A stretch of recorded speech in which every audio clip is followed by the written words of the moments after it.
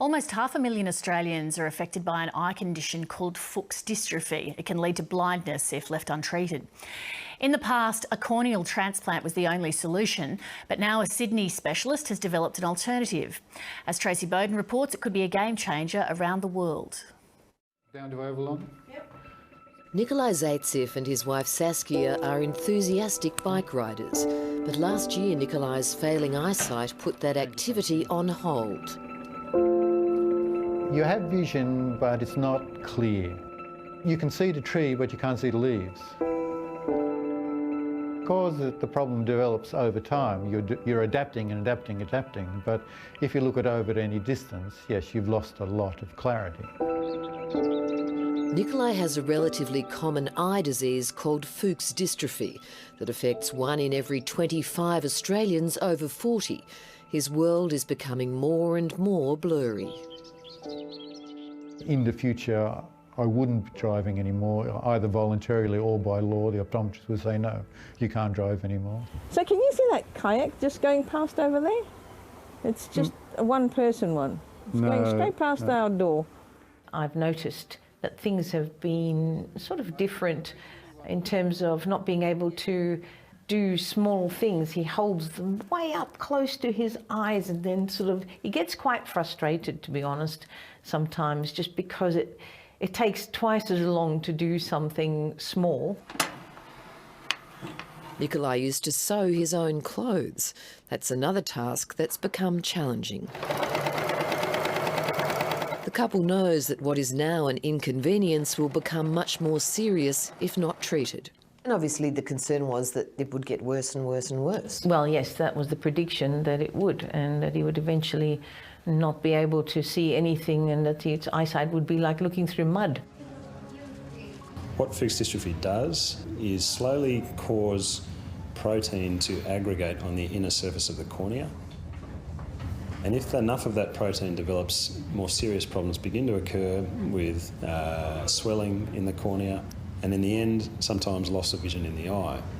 How are you, Nick? You feeling okay? Yes. Good man. This won't take long at all. Thanks. In the past, the only option would have been a complex procedure involving a corneal graft, requiring lifelong anti-rejection medication and the use of precious donated eye tissue. Today, Nikolai is undergoing a groundbreaking technique developed by Sydney ophthalmologist Greg Moloney. Not every case of Fuchs dystrophy will require a transplant tissue once that unhealthy protein has been removed. So the goal of today is to remove that protein, and then we'll stimulate his own cells to heal without the need for a graft. The procedure takes only 6 or 7 minutes. The cornea, where you can see the bad stuff we've stripped away, and the centre no longer has that, blocking the vision for Nick. Down the microscope, it looks like we've made a window. That's good. Well done, Nick. So how important is it to find an alternative to having to do a transplant every time? I think if we can find any way to reduce or to find non-transplant options for patients with Fuchs dystrophy, the potential effect on our specialty could be enormous. With patients being taken off or out of the transplant waiting list, and that tissue going to somebody else who perhaps needs it more. At the moment, there's probably 10 million people around the world who are waiting for a corneal transplant, and only 1 in 70 are going to get it.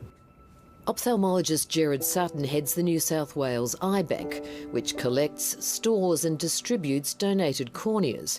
He says the procedure could be a game changer in developing countries with limited supplies of eye tissue. Over 50% of the world's population don't have access to corneal transplantation. And so if we can have a technique or a surgical technique where we can treat the condition without the need for the cornea, then that's a real contribution. So it's definitely pioneering work. We recognise that, and the work that Greg's doing is recognised internationally. It's now about 2 months since the procedure, and Nikolai's vision continues to improve. How are you going? It's very good.